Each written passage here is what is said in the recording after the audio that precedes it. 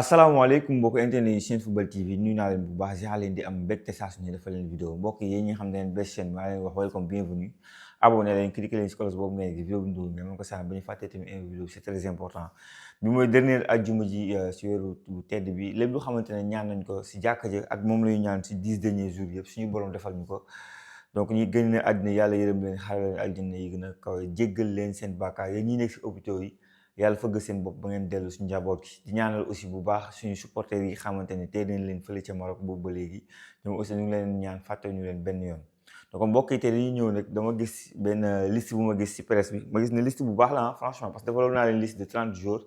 mais liste bi li tax mu intéressant dafa bëri ñu xamante ne ñëwoon nañu si Coupe d'Afrique bi liste bi bokkuñu si ma bëgg leen laaj est-ce que c'est cohérent ou pas man aussi naa andi sama xalaat propre ak liste bi ni ma ko gisee donc mu nekk liste boo xamante ne mën na nekk liste bu di Pape Thiaw di oote mais benn liste bi ñoo si neex dam naa liste bu objectif la liste bu xamante ne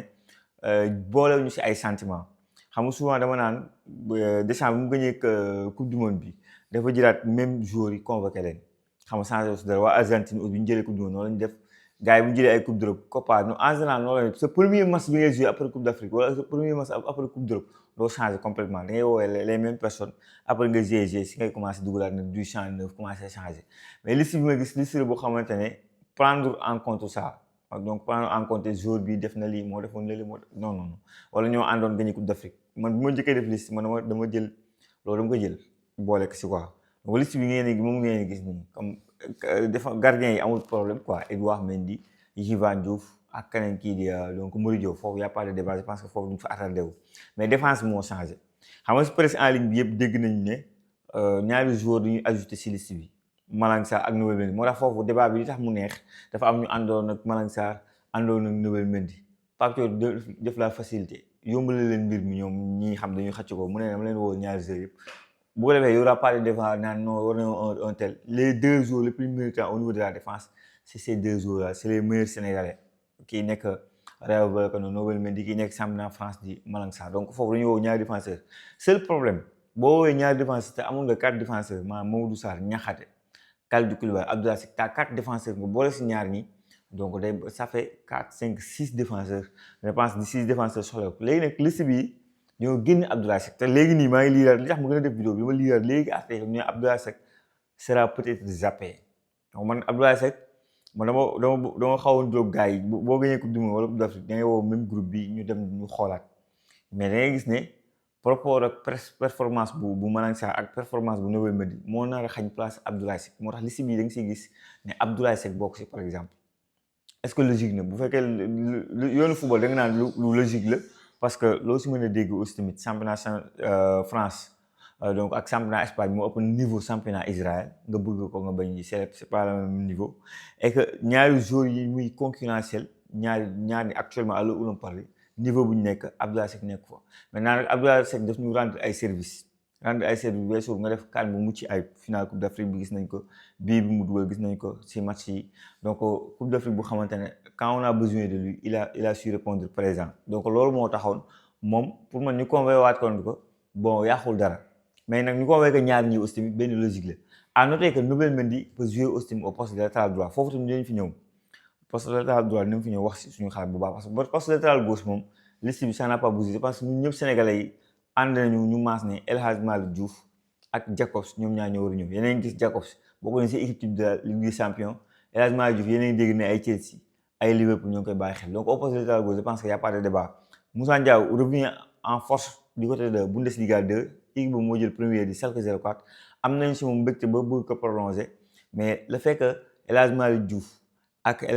Jacobs yóbbu niveau fu kawe fekk benn Moussa Ndiaye moom du mën a am chance pour ñëw équipe nationale du Sénégal au poste de latéral droit aussi débat bi taxaw na si waxtaanee nañ ko lu bëri mais da ngay gis ne liste bi par exemple ki xam moom la laay wax lu ñu xool sentiment Antoine Mendy dañ ko si génne carrément et on a convoqué kii on a préféré convoquer Ilay Camara ak Krépin Diatta liste bi moom lay wane donc Krépin Diatta jusqu'à présent wéragul donc on va voir est-ce que dina wér est-ce que dina bokk si liste bi la donc da ngay gis ne Ilay lañu woo Ilay def na performance récemment dugal ni fi bii moom commencé am temps de jeu bu jógee blessure moom Ilay ñëpp xam nañ moo gën a offensif loolu xam nañ ko maintenant est-ce que Pape Thiaw dina def comme nii ñu def nii génn Antoine Mendy même si Antoine Mendy dem na ba nekkatul titulaire avec Claude Puel xam nga temps mu teg ko temps du ko teg xam nga yenn saa yi accéléré te yenn saa yi xam nga ka Antoine Mendy moom beneen affaire la. Lamine Sy le petit Lamine Sy aussi gars yi ñu ko doon wax même si nag semaine yële la gënoon a nekk en force Auxerre allait très bien mais semaine yi gis nga Auxerre ñu ko dóoraate même si Marseille difficilement la ko gagné Auxerre aurait pu am sax benn match nul au Vélodrome mais da ngay gis ne c'est performance la fekk mu wàcc tey jii boo doon jël ñetti nga jël latéral droit yi fi nekk nii jamono bi alors on parle Ilaay Camara en terme de performance boo jëlee ay notam sax moo gën a baax bu fekkee da ngay jël ay performance kan moo gën a gis et tout en terme de note Ilaay Camara pour man par devant surtout que c'est un ailier capable de non seulement joxe ay passes mais capable même de marquer des buts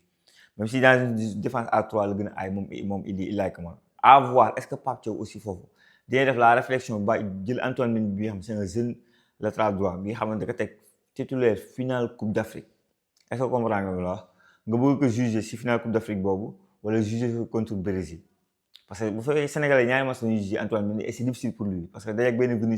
Vinicius amul joueur bu mu mënul sonal ci àddina amul latéral bu taxaw mu taxaw moom am bu si nekkee bësam mën na la sonal donc mu sonal Antoine Mendy lu mën a nekk la donc Antoine Mendy ce qui est malheureux avec lui on n'a pas su le tester si ay match yu xamante ne moo gën a xaw a tane xam nga match yu xamante ne ay benn ay yooyu noonu xam ne foofu soit day performer bu performer noonu mënuñ ko juger à sa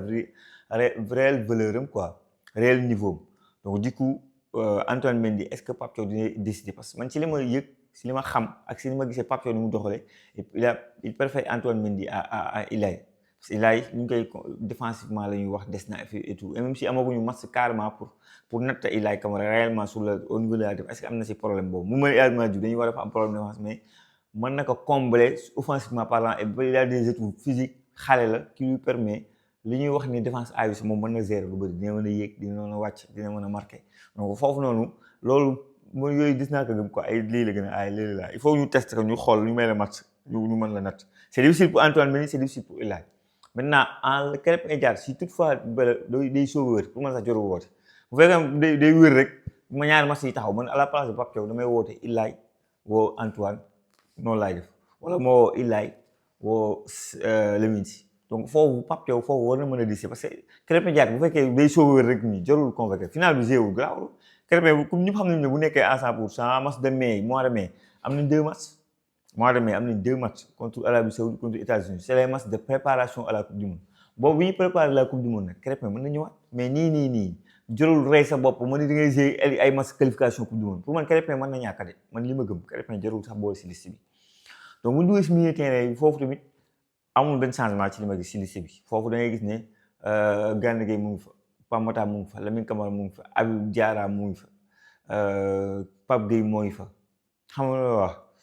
Pathé Ciss moo ngi fa donc foofu dafa ajusté Andy Diouf donc le grand perdant foofu au milieu par rapport à la CAN c'est plutôt Mamadou Lamine Camara et loolu ñëpp xam na ne moom Lamine Camara la fekk mu signé Libye daf koy yàqal lu bëri en termes de championnat loo ko bëgg ñëpp xam nañ ne Mamadou Lamine Camara am na niveau boo xam ne man ma sa gëm na ne war na mën a bokk si di dem Coupe d'Afrique ak yooyu dama ko yéene woon xam naa talent bi dem na peut-être joué wul concurrence bi danse na métti na au milieu terrain mais la fekk nga dem signé benn Libye ça aide pas Pape Thiaw mu convoqué la moo tax foofu ñoom si liste bi ma gis nii Andy Diouf lañ si ajouté gis naa ne Andy Diouf liste bi lañ ko si boole maintenant nag comme ni ma ko waxee milieu terrain bi dafa danse dafa tàng dafa métti xam nga xool Dion Lopy moo ñëwaat na nii moo ngi def ay performance maa ngi gis interview bu mu def bëgg na ñëwaat équipe nationale du Sénégal bëgg na ko lool mais c'est à lui de montrer plus que li mu daan wane il faut que mu wane détermination c'est que noonu sax Dion Lopy il faut que mu le côté nonchalance bi ñu koy xoolee noonu il faut que mu génn loolu si bët si xelu nit ñi côté man dama côté reyante bi grinta bi côté beneen il faut que mu am beneen côté bi ki fa bi di différence nga Valverde tu peux tout lui dire mais am na loo xamante ne mënoo ko dindi si moom le côté grinta le côté reyante déjà entraîneur bu ñëw rek koy bëgg a tëtte parce que tu sais que kii muy na balaa ñuy wax technique mën na passe mën na dribble mën na laa mën na lii le côté grinta yi déjà il a en lui te loolu da ngay gis si Habib Diarra da ngay gis si moom kii quelqu'un qui explose énergie am si match bi da ngay gis ne bu doon manga ñu ne énergie am joxe na ko sakraam bi mu joxe na ko donc c'est-à-dire loolu dañ ko bëgg tu vois dañ ko bëgg si Dion Lopy quoi Dion Lopy pour man il doit se faire mal c'est ça loolu moo ko manqué le côté technique mën a relance mën a passe Dion Lopy doo am nag mais ce côté nonchalance boobu la war a génne suñu bopp yi ne man mii saa man pare naa damay mouiller le maillot il faut mu mel beneen jour quoi Dion Lopy là on l'attend, c'est ça. Da ngay gis ne Andy Diouf lay andi et Andy Diouf c'est un joueur bu xamante ne gaucher la ni Pape Gueye donc da ngay gis ne si milieu terrain pour mu homogène nga am différents profils yu xamante ne dans plein de systèmes mën nga leen utiliser da ngay gis ne Andy Diouf peut être ce joueur là bi xamante ne dina andi lenn qui est très différent de lii fi ne et même si je trouve que parfois il xaw na niróo profil Habib Diarra dans une sorte mais même si c'est pas le même football mais am na lu ñu niróo mooy il se projette dañuy yéeg ci kaw dañuy andi surnombre ils n'ont pas peur de prendre la balle ils n'ont pas peur de laaj bal bi yéeg donc foofu ce côté là da ko duróog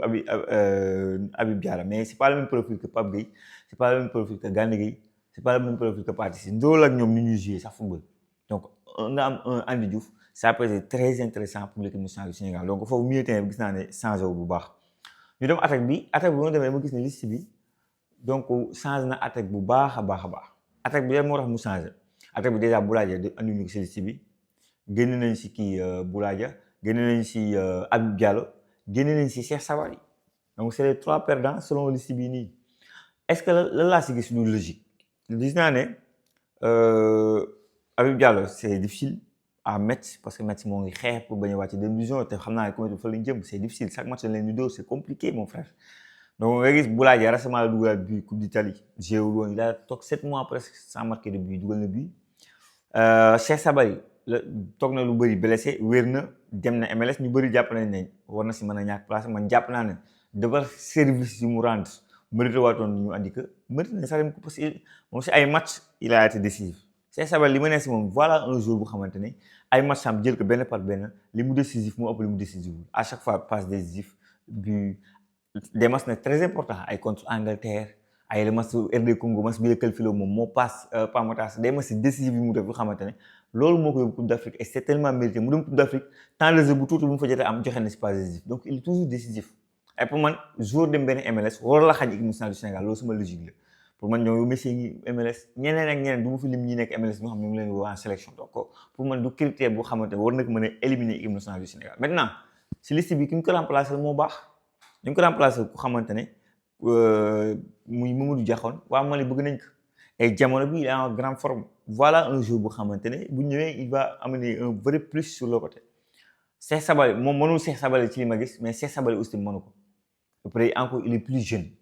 xam nga la donc boo bëggee souffler Sadio Mané en deuxième période voilà un Mamadou Sarr bu xamante ne poste boobu lay jouer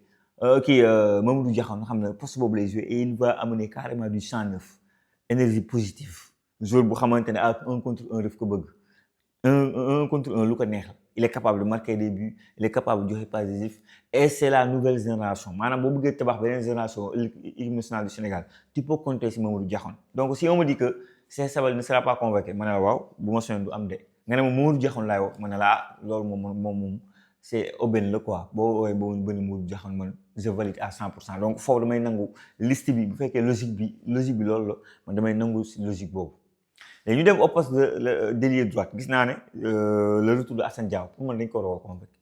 pour man la li ma nangul Krépin Diatta na Krépin Diatta nag comme que si blessure la jógee mieux vaut même ne pas le convoquer pour man jotul sax convoquer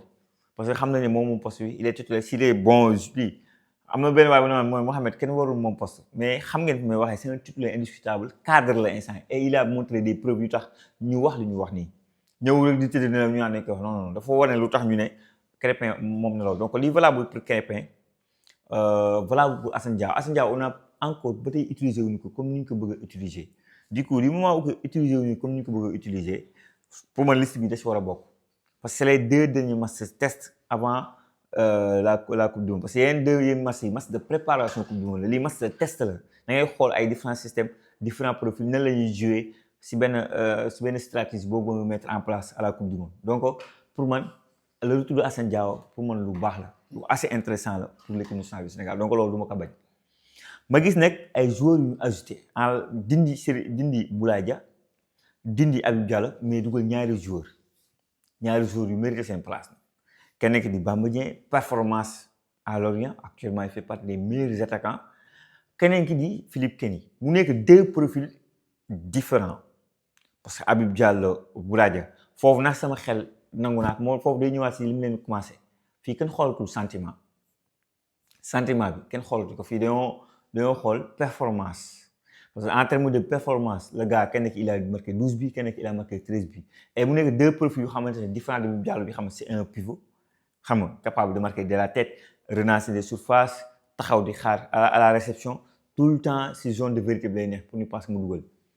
Voilà un Bamba Dieng joueur buy jël la profondeur à chaque fois appel contre appel appel contre appel lu mu manquoon Marseille noonu ñàkkoon ko cette folie bi xamante ne Bamba Dieng à chaque fois il peut répéter les appels loolu la am les jamono bi ba marqué ay buts beneen waaye tamit il est capable de téebal bi pour voter joxe ba Philippe Keny joueur bu ñu xam mën na nekk tamit lu intéressant donc bu ñu woowee ñaari joueurs yi jàpp ne ñaari joueurs yi war nañoo mën a andi du 109 à l'attaque man je valide parce que les autres xam nañ leen Ismaël Sarr il est très bon à sa place Sadio Mané actuellement Al Nassr mu ngi fay toj Iliman Ndiaye moo ñëwaat si niveau bu baax même si j'attends toujours mu gën a décisif mais mu ñëwaat si niveau bu baax a baax je pense que c'est ça l'attaquant xam nga Ibrahima Mbaye moo si xaw a am cas bu xaw a doy waar parce que du côté de PSG ñun temps de jeu bi xamante ne bëgg nañu mu am ko réellement amu ko fa mais pour man ça va venir actuellement on parle d'un prêt l'année prochaine mais ça va venir Paris Saint-Germain moom jouer c'est difficile Kvaratskhelia Barcola Désiré Doué Ousmane Dembélé c'est toujours difficile gis suñu Ibrahima Mbaye mu jouer ba maanaam Ibrahima Mbaye moo fa gisul maintenant on a préféré mettre Serif Ndiaye éliminer Habib Diallo ak Boulaye et je pense que c'est lu war a mën a nekk la Serif Ndiaye force de constater que tey 4 attaquants bokk na si ñi gën a ñi si tane ñi si gën a ne en forme non seulement dugal na ay biom mais t'as Jackson qui revient en force parce que suñu attaquant loo si mën a dégg seen attaquant c'est Jackson revient en force dugal na championnat bi nga titulaire jox ko confiance ñu teg Ligue des champions titulaire jox ko confiance mu dugal bi joxe pas décisif bokk si beneen équipe type boo xamante ne individualité la ñuy wax si Ligue des champions semaine bi moom lañ ko bokk si équipe type boobu en terme d'individualité ñi xam ne ñoo performé carrément de par leur qualité Nicolas Jackson da si bokk donc Nicolas Jackson aussi place am na nangu donc de manière générale voici la liste bi xamante ne gis naa ko si internet bi ma bëgg ñu waxtaanee ko waxtaan bi ma si am nag lii la moo xam défense bi lii laa si ñu si wax gis wax naa ne Nabil Mendy ak Malang Sarr Andy Diouf bi xam moom la ñu ajouté si milieu terrain bi ak donc ci kaw bi nga xamante ne on a vraiment def du champ neuf avec Mamadou Diakhone Philippe Keny Bamba Dieng donc loolu c'est du champ neuf bu xamante ne andi nañ ko damay bàyyi si commentaire yi vous êtes libre sax noo leen gisee bi la liste man sama idée ni ma ko xalaatee ak ni ma ko waxee wax la ñuy bëgg ay maillot Sénégal mën nga ko am fii sur Senfootball TV au 77 352 31 01 77 352 31 01 mbokk yi vidéo bi xëy na gudd na yéen ñi xam yegg ngeen ba fii wax leen ma ko parce que dama bëgg commencer def benn concept boo xamante ne dama bëgg ibbi beneen joxe benn numéro téléphone lii xamante ne ngeen koy bëgg a wax peut-être bëgg ko jàllale ma leen di may parfois ay vidéo d'1 minute à la fin ma dugal ko comme ça da ngeen bëgg a wax si Malang Sarr d'accord leen ngeen envoyé ma vidéo ma posté ko ngeen bëgg a wax si Andy d'accord ma may leen benn vidéo ngeen envoyé ma ko WhatsApp ma dugal kii bi ngeen wax ko comme ça ma tekk si vidéo bi sénégalais yi ñëw parce que yenn saa li ngeen bind si commentaire c'est tellement pertinent que bu ñu ko partagé en vidéo aussi ce sera encore très intéressant loolu benn idée bu mu am la dites-moi ça ce que vous en pensez xam nga est-ce que loolu c'est une bonne idée parfois mu may leen ay vidéo